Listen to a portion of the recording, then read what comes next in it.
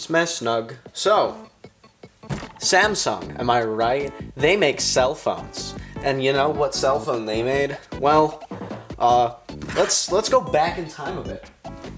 Welcome back to 2016, everybody. The year of the Galaxy S7. And also, the iPhone 7. Neither of these phones work. The basis is, 2016 was a bit of an interesting explosive year for smartphones, as it was the first year we started to get rid of the headphone jack. The first year Samsung decided, honestly, they didn't do too much, but they did release one phone that year that was unlike all the rest of them. And I have a specimen in the studio, in the recording area today, of that device. Now, a lot of people actually, I learned this very recently, not a lot of people really know about this. And I don't know why, it was all over the news, but it looks like they tried to cover it up fairly well. This guy right here. I got one. Kind of. So, I have the LED wallet cover actually, and I was gonna crack that open on camera. But we also have him. This boy. Sorry, I have the iris scanner set up. This specimen, even. And yes, in case you are wondering, it is the Note 7. This guy right here, I actually just got my battery for it today, so I can actually use it now.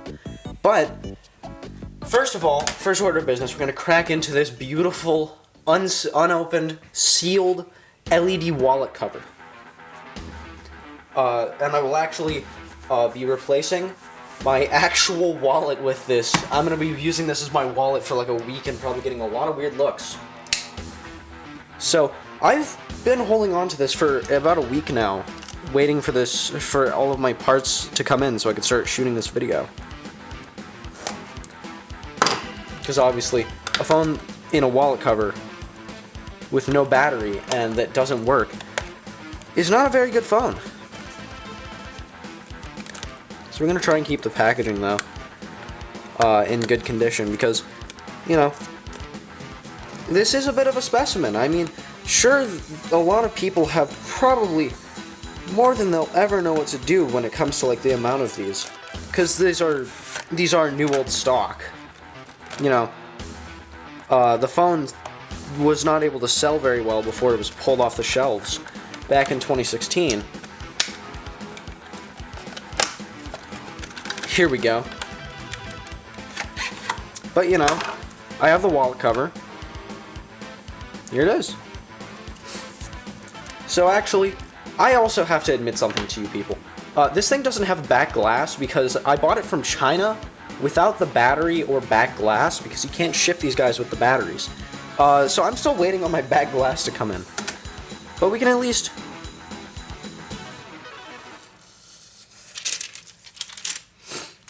peel that. And that. Hi, cat.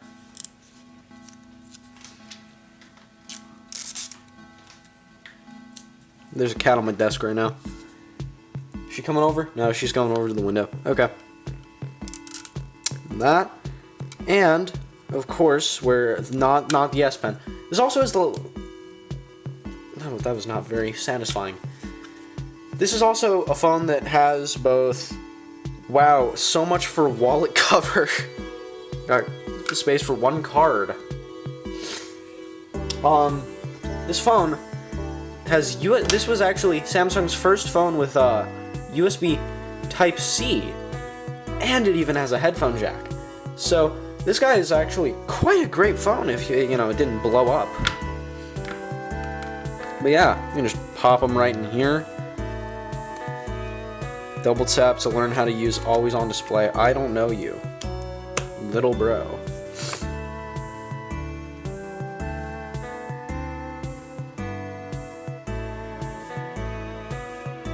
I mean, it's pretty much there.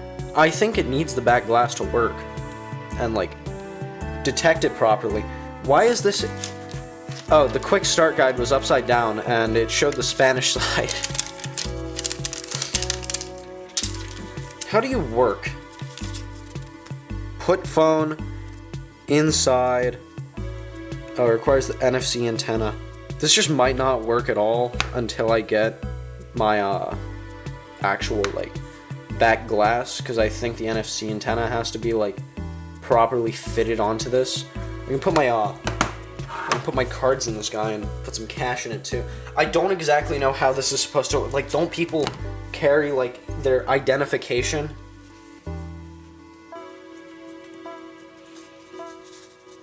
Like, this fits one card.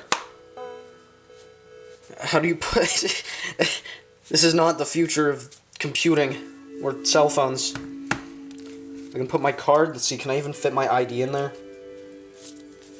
Where's my ID? There he is. Can I even fit identification in this bitch? Or is it just the one card wonder? Oh, perfect. Let's see. My boy is peeking out. So anyways, we're just gonna flip this around back to cradle the camera from getting any gunk in it. Now that we have a perfectly protected Note 7, in not peak condition, if I'll be fully honest, it did not come very well. It is not in like the best of condition, as the screen's kind of fucked up. But hey, it works. We're gonna move all that bullshit out. And I kind of want to compare this guy to both some offerings from Samsung and Apple. So, first of all, I don't have a newer Note phone to compare it to. I'm gonna get the knife out of here. What I do have is honestly kind of what feels like a spiritual successor to the Note, as the Note has always been known for being Samsung's high-end big phone, or at least until they morphed it into the Ultra line of phones. So I feel like the Z Fold is a fairly good successor to the Note line of phones, as they're both like Samsung's feature gimmick phones, right? They both, they're both have the main goal of like being something that stands out from the crowd, with the Note being the cool-ass pen, and if it was 2014, the absolute size of this. Like, who doesn't enjoy the ability to just draw a penis? Censor that. Oh, it's just not coming up on camera. That's probably for the... But, it's like, who doesn't enjoy the ability to just whip out their phone? And actually, even on the Notes, with the always-on display, you can just start doodling, if I remember correctly. The screen doesn't even need to be on. Which is kind of cool, especially for, 2016 when this phone came out?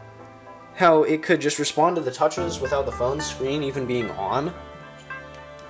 Also, the sound effects are just so lovely.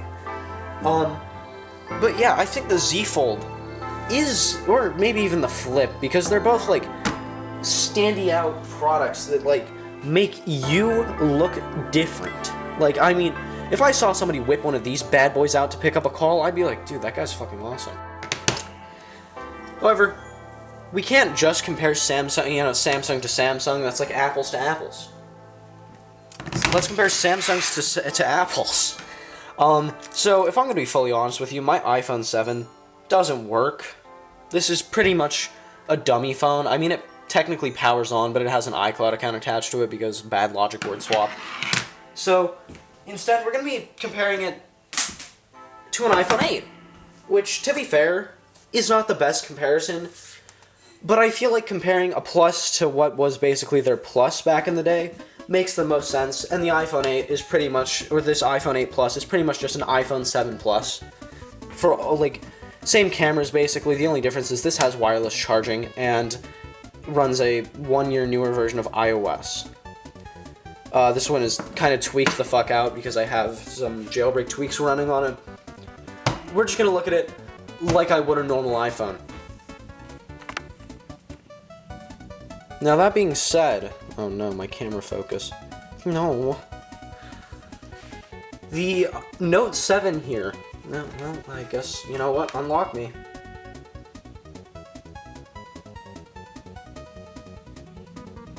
For what it is, the iris scan, I will just flat out come out of the gate and say, the iris scanner works, but it's not great. If I look at, like, you know, like Face ID, the thing with the iris scanner, yeah, I know, I've logged in. I know I logged in my Google account on this. The thing with the iris scanners is that it works, but you have to get really close. Face ID, I can wake up my iPhone 13 from here and unlock it like that. You can't do that with the iris scanner.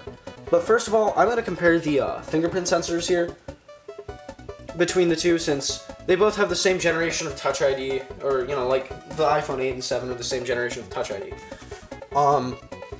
And then we'll look a bit at software support. Obviously, I'll look at technically the 8 and the 7 got the same amount of software support. But we're going to do a little stopwatch here. Nope. No match. Like, about a second. Cool. iPhone 8 or the iPhone 7 stand-in here.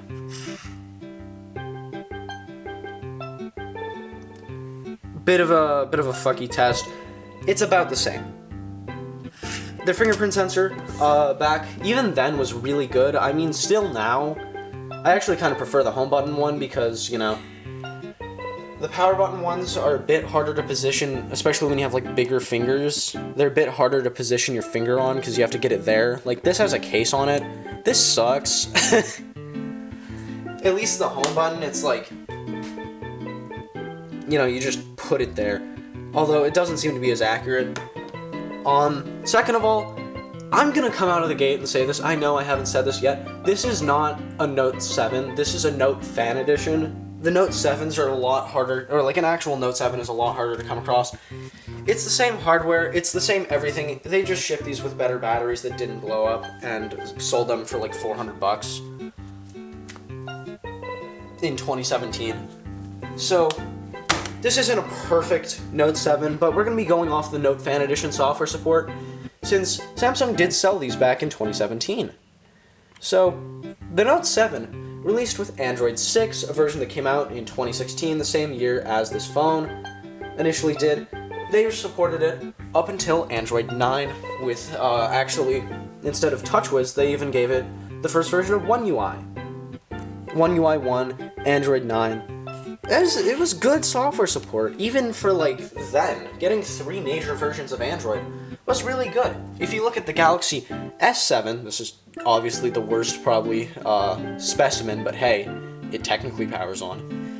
The S7 started with, I believe, Android 6, got up to Android 7 or 8, depending on the carrier that you ran with. Now, the iPhone 7 released in 2016 with iOS 10 and got up to iOS 15, and iOS 15 still gets security updates. Android 9's last security update on this guy is from May of 2020.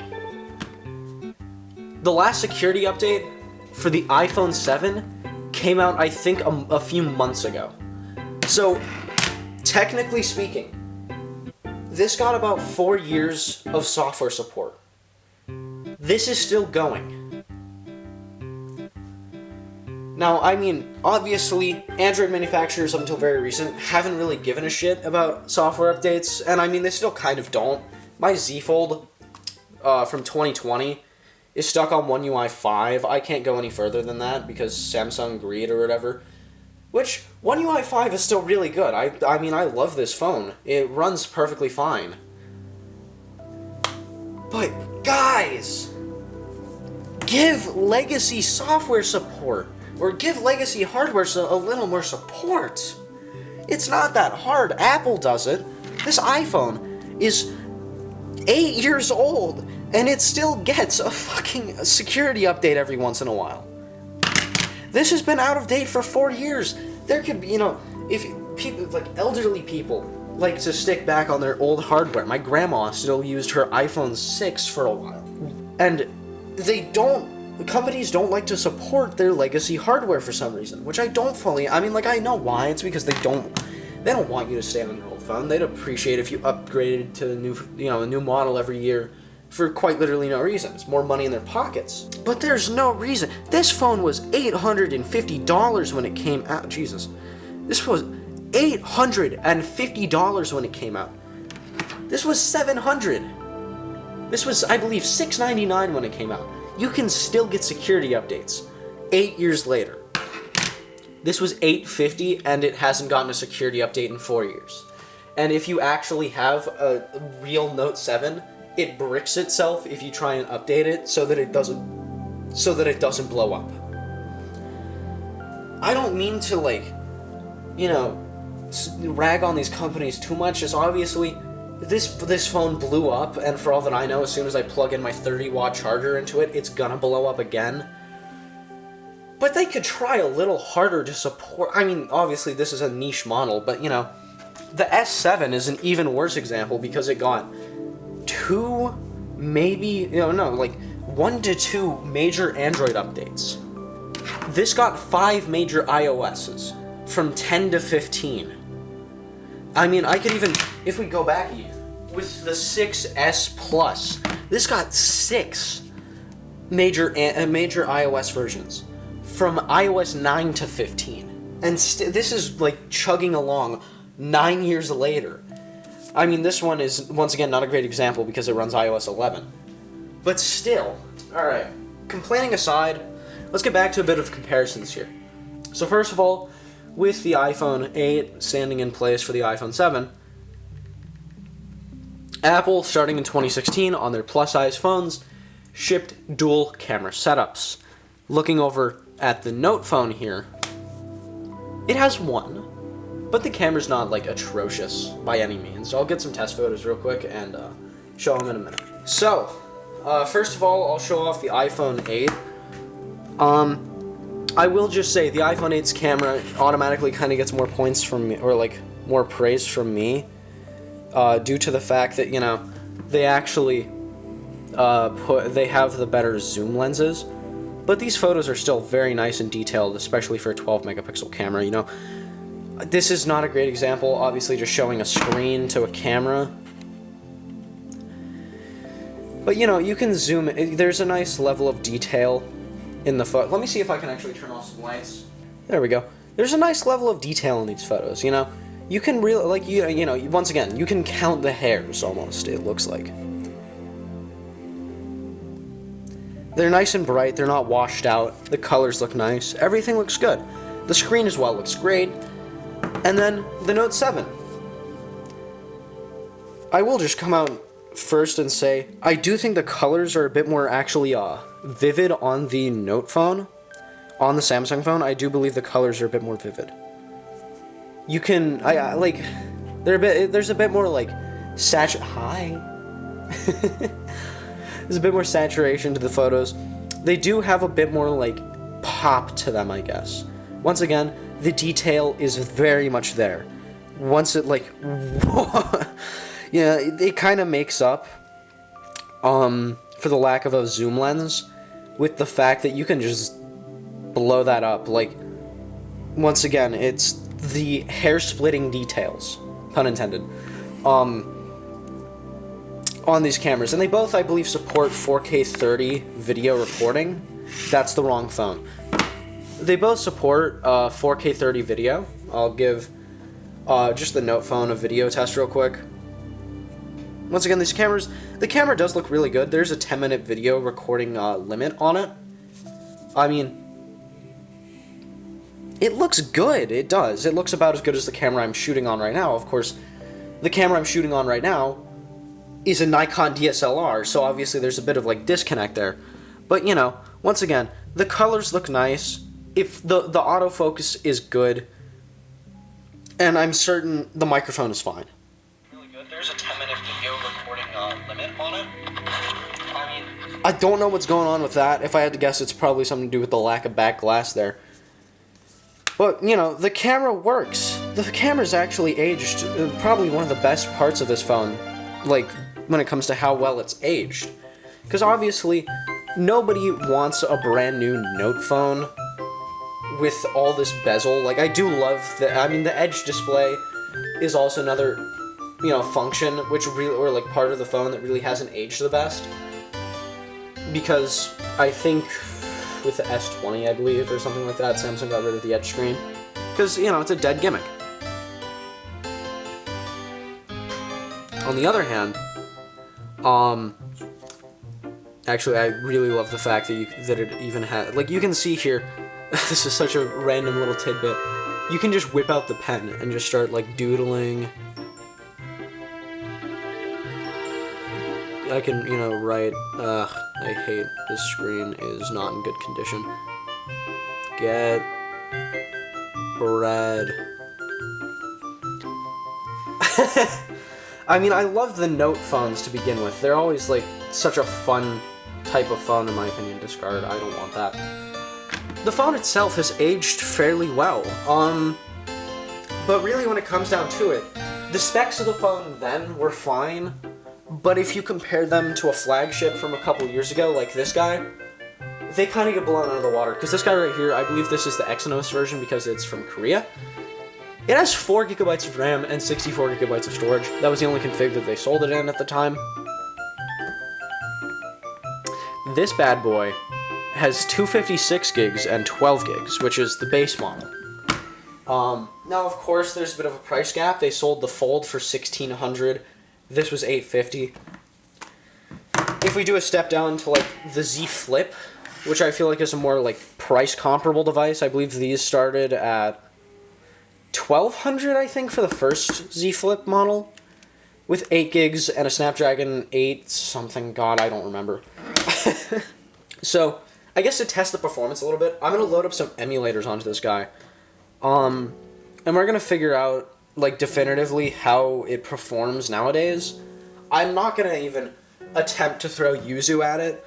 I will try and throw... I'll try and get it to run Dolphin. I'll try and get it to run... maybe, like, Citra? I mean, rest in peace, Citra, but, like, Citra? I think I have both of those emulators installed. Yeah, I have both of those emulators installed on the Fold. I'll try Pojav Launcher to see how it would run Java Minecraft, and I'll come back with some results. Alright, so, real quick, before we get into the performance testing of this phone, I'm just going to quickly note, I just checked, there was an update available for it, which is what I'm currently running right now. Samsung supported this phone with security updates until 2021, not 2020. That is still far less than what Apple did for the iPhone 7, which came out the same year as this phone. Still not great by any means, but you know what, 5 years is better than 4 years, even if it's just security updates and not full feature updates. So, props to Samsung for at least giving it a little more support, although the lack of support on the S models is definitely, or the S models from that year is definitely a lot bigger of a red flag, or like just a worse overall like support list. Like, I don't think the S7 got support to even Android 8. So, we'll be back again with actual performance testing once this is done now. Okay. So, we're back. If I'm going to be entirely honest here, I got very sidetracked deciding to de-bloat this phone of all the carrier bloat. But we're back. I have Dolphin, Pojav Launcher, and Citra loaded onto both of these phones. I'll get my Fold opened. There's that. Super Mario Galaxy 2.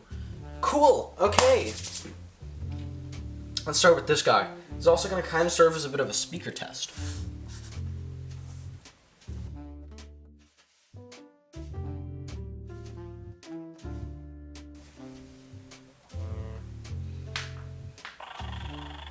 Dear God.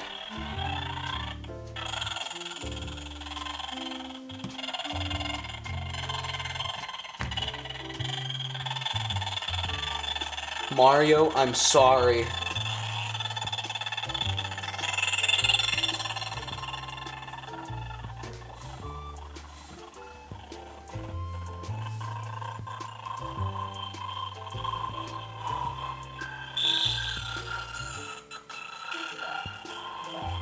Wait. Can I use this? Hell yeah. Yeah, new save file.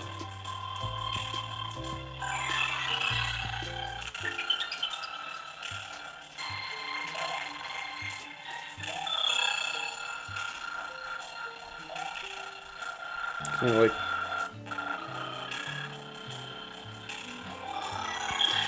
man, this is awful. Oh boy, I mean the S Pen is actually surprisingly useful. But yikes.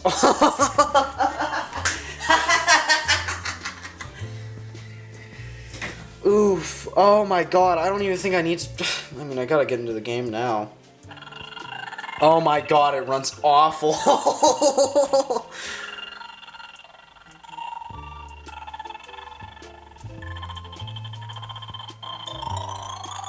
Come on, Mario. You gotta save the princess, man.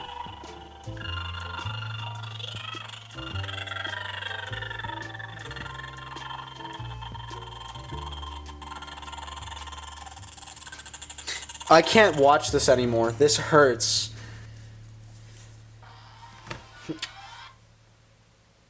There's no nunchuck connected, but honestly, it performs fine. I think we all know this.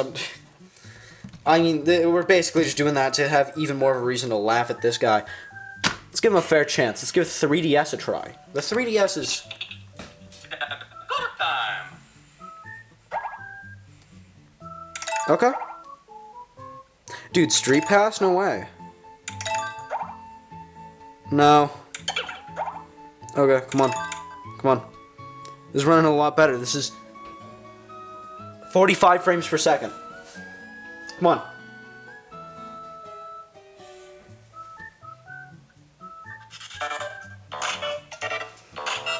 Come on. You can do it, buddy. Come on.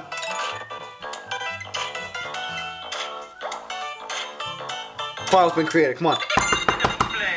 You can do it. I believe in you. Son of a bitch. I mean, it's still chugging along. Let's go, Mario. 19 frames per second.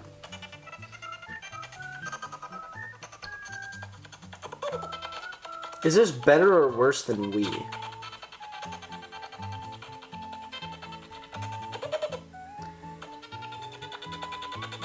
Because I feel like the ARM CPU is probably easier to emulate than the PowerPC one. From the Wii, right? Oh, I killed an enemy. It's a slideshow. That's my cat. Okay, let's try something that isn't emulation. Let's just try Minecraft.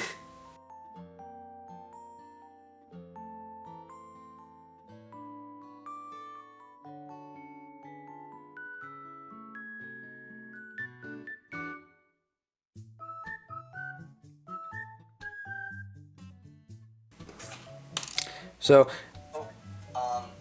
it runs YouTube fine. Minecraft, inconclusive. At least Java Edition. I'm certain Bedrock, it runs fine. 1080p YouTube works perfect. So with that, I guess, a little bit of... You know, I wouldn't say it's the greatest YouTube device. I mean, it's got a nice 1440p OLED panel that has great colors and everything. It's not the best for YouTube, but it works. As long as you're not gaming, the Galaxy Note 7 and/or Fan Edition in 2024 is still, in fact, usable. I mean, you can use it to make calls, you know, consume media. It has a good battery when it doesn't explode. And, of course, you have the S Pen, which this is not a great example of it working flawlessly because there's some touch issues on this phone itself. But it does work. I can, you know, if I'm close enough to the screen, I can even push the button and bring up, like, Smart Select. Smart Select. Yep.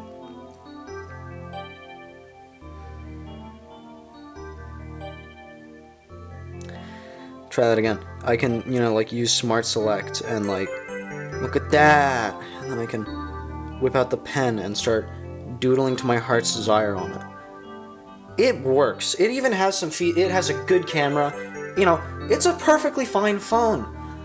It's not great for gaming, and obviously for what I paid, especially, I think about 130 all parts included, not the best value nowadays. Not actually, to be fair, you could get a way worse value. You could buy like a cheap carrier branded phone, like a T-Mobile Revel. And like the only upside to that is, ooh, 5G. But you know, the Galaxy Note 7 is a phone. It's not a great phone anymore. But when it came out, it was great. And now, it's fine. So with that, thank you all for watching this video. Have a good one. And, you know, I'll see you all in the next one.